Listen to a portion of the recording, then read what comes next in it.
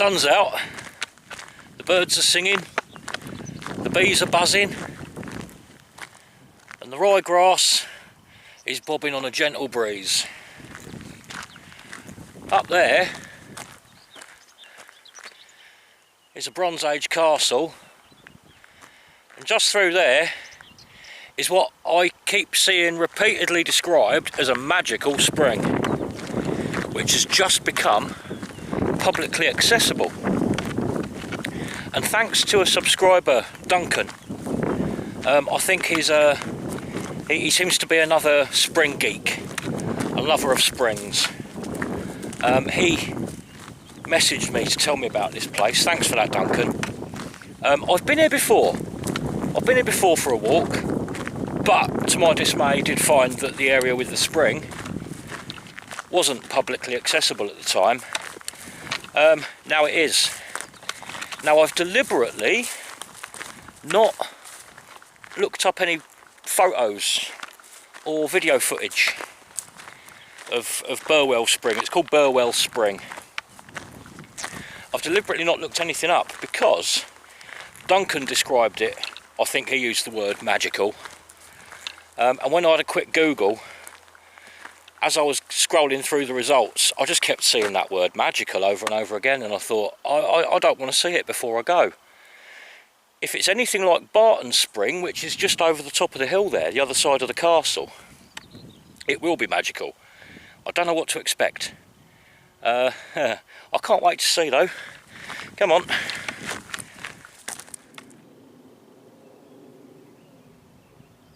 That's a kite. But what I'm on the lookout for today is going to be ravens. I'll explain why in a bit. Now last time I came here, I was following the footpath, the public footpath, which comes in just down there from the crossroads in the centre of Hexton. And then when you get this far up this track, and the public footpath continues off up there, which basically just takes you back to the road, but a bit further along. Now, as I understand it, these days, we're actually allowed to keep following this track, and it should take us to an area called Fairy Hole, where Bur-Well Spring resides.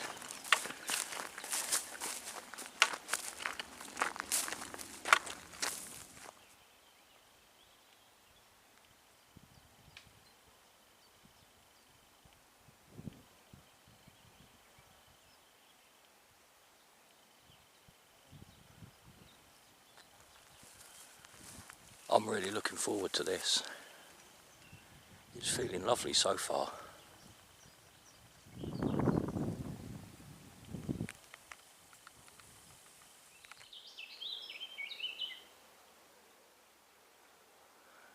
Now the reason that we've got these hard standing tracks running through here is that this land was only recently acquired by Natural England. Acquired? I'm not sure if they own it or if they've just taken over the custodianship of it and it's still in private hands, but either way, Natural England are now looking after it as a nature reserve, and it's become publicly accessible in the process of doing that. Now up until now, this has always been a shooting wood, shooting pheasants mostly, which is why we've got these trackways running through so that during the shooting season people can get in and out with relative ease. It's up there, if you follow that up, that's where the old castle is. I say castle, it's 500 BC. There's no ruins there, it's just earthworks.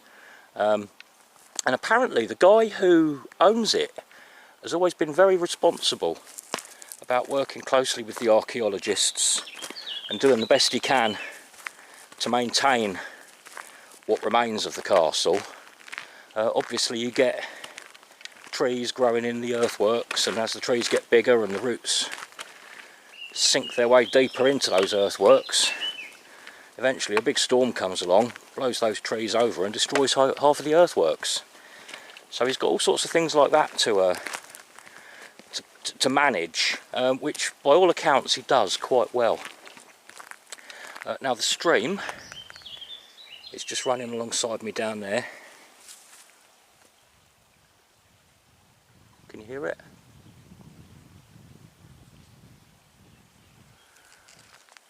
So if I continue this woods, we should find our spring. It's lovely and cool and shady in the woods here, next to the stream, just running next to me down there. That stream, I'm not sure off the top of my head where it goes to. At a guess, I'm going to say it flows either into the River Flit, or is it the Hiz or the Hit? There are two rivers that go by Hitchin Way that aren't too far from here. One's called the Hiz, one's called the Hit. Both of which are, you know, sort of linguistically attached to the name Hitchin. I think my hunch is probably the River Flit this one goes into. Now the name Bur-Well Spring takes the Bur bit from Burg or Bur, which is Ravensborough Castle up on top of the hill there. So Bur-Well Springs basically means the springs next to the Burg. And Ravensborough means just that, exactly as it sounds. It's the place of ravens. So presumably back in 500 BC, and maybe even through to today, I wouldn't be surprised at all. You get a lot of ravens living up there.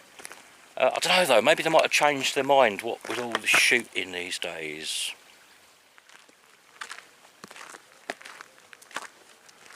I'll be keeping an eye out for ravens though, just to see if they're still here guarding the place.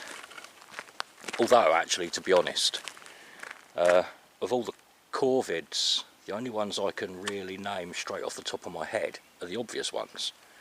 Magpies, jackdaws, jays.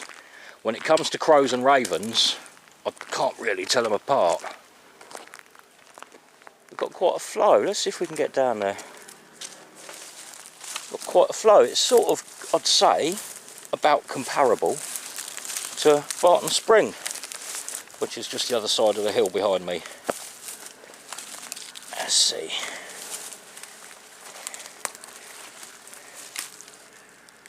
Yeah, there we go.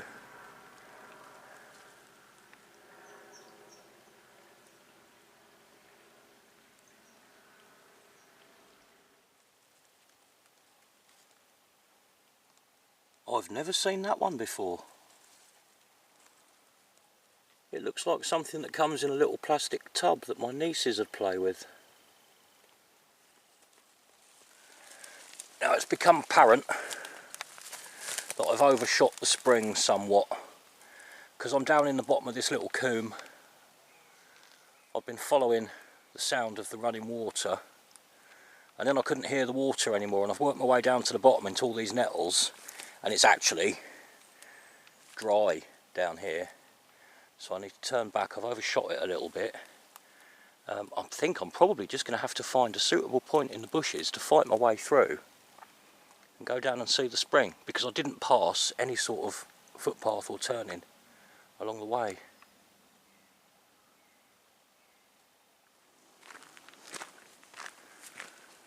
Somewhere then, just back down here on my right,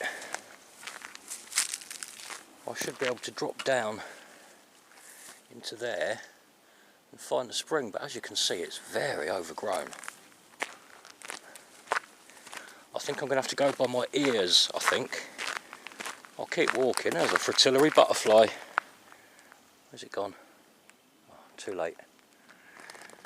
I'm just going to have to depend on my ears, I think. I'll wait until I can hear the running water again, work my way down to it, and then hopefully walk my way back up to the spring. I've got my stick. I can do some bushwhacking.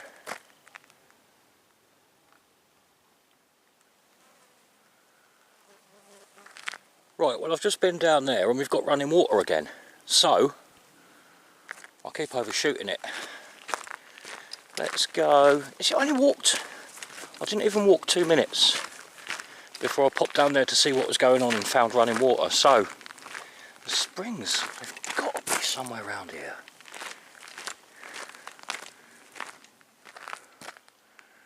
They've got to be roughly down there. Right, let's bash my way through.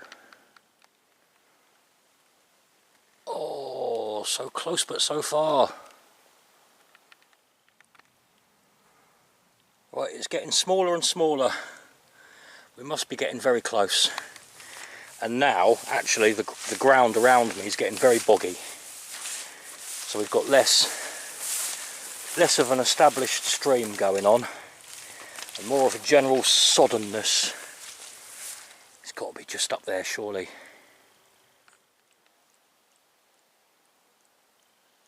Well, this is it. I have no idea what to expect. What we've got is one of those places a little bit like the springs at Mentmore, at the back of Dunstable. You've just got gentle seepage coming up out of the ground.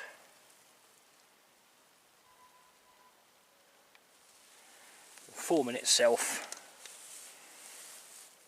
into that little chalk stream that heads off down there. There's a few of these little side springs going on. Let's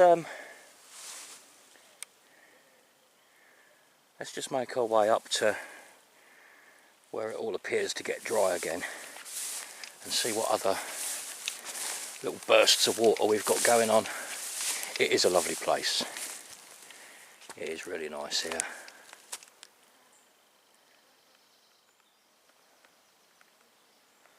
I thought this might be the head of the springs, but it's not, there's more.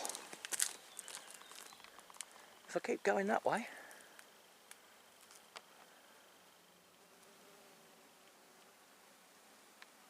Other than these split trunk bridges that we've got dotted here and there's not really any sign of a trodden footway through here. It says to me that very few people come here, which is nice, to be honest.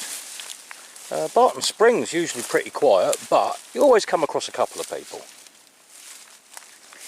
Here, I've got it all to myself. Now we've got quite a flow going on down there, look. There is more. There's more up that way. By the way, if you ever find yourself pushing through undergrowth like this at the side of a stream, just make sure that these large carrot family plants you're pushing your way through aren't giant hogweed. I don't think these are. They don't seem to be.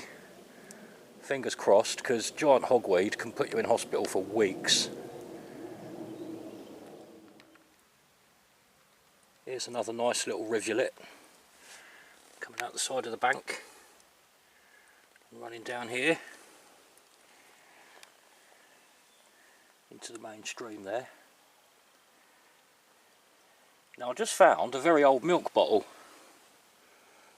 laying on the floor. It says, you can only, I don't think you can read it on the camera, it took me a while to figure it out. It says A1 Dairy, but I'm not going to take it home because look, it's actually got its own little ecosystem going on in there. And when I picked it up, there were a few little freshwater shrimp. It was just there were a few little freshwater shrimp living underneath it. So I'm going to replace that, put it back where it was.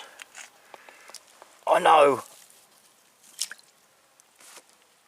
glass bottles in streams aren't the best thing, but I think by having its own little world going on inside it, that one might have just earned its keep. That was quite hard work, fighting my way through that last bit, but I believe this may be the pièce de la résistance. Here we go, look. I think we found the head of our springs.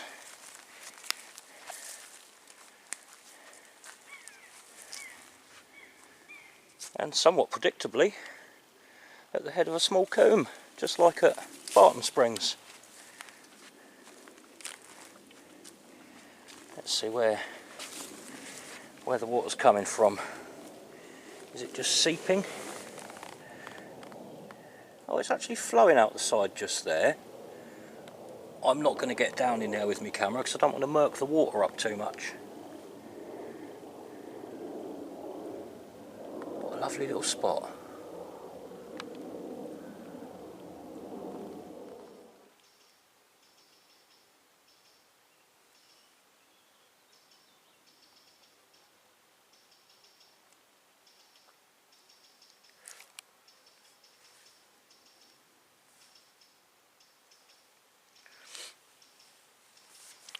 I can see the water trickling in from the banks around it in a couple of different places.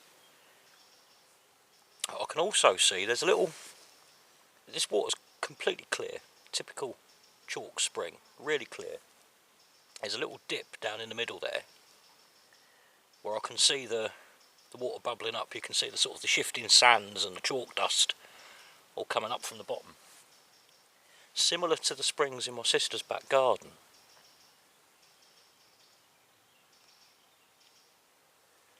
It's also really full of those little freshwater shrimps.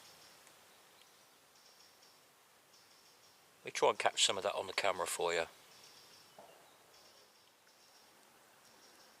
I'm trying to hold it as steady as possible.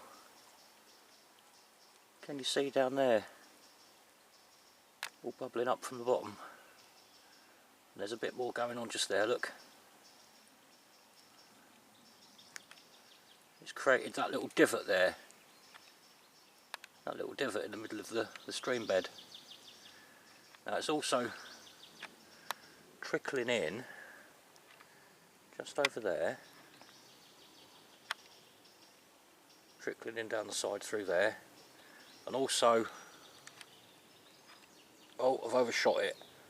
Just there as well. Sort of oozing in through the side.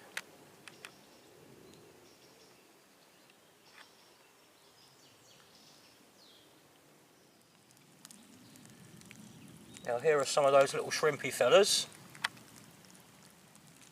Absolutely teeming with them. I mean, I'm guessing this is some of the cleanest water that we get in the whole of the UK. Coming straight out of the chalk aquifer like it does.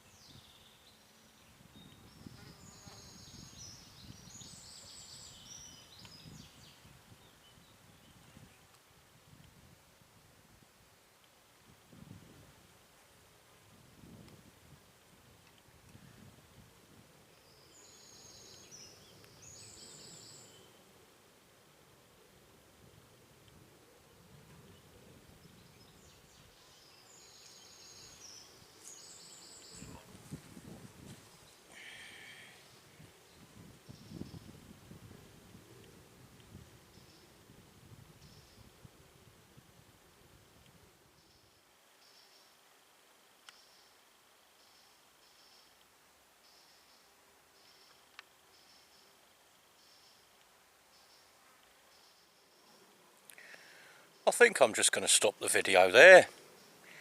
I love this place, it's great. It's a bit like Barton Spring in that it sits at the top of a combe. And it's a bit like Tottenham Spring in that it's sitting directly below an old castle site. But the advantage it's got over both of those places is it's not that easy to get to. There's no footpath running directly past here. Well, certainly not the way I came in anyway. Maybe I came in the idiot's way, I don't know. But you can just tell that people don't come here. It's really nice. I can't be bothered with words. See you later.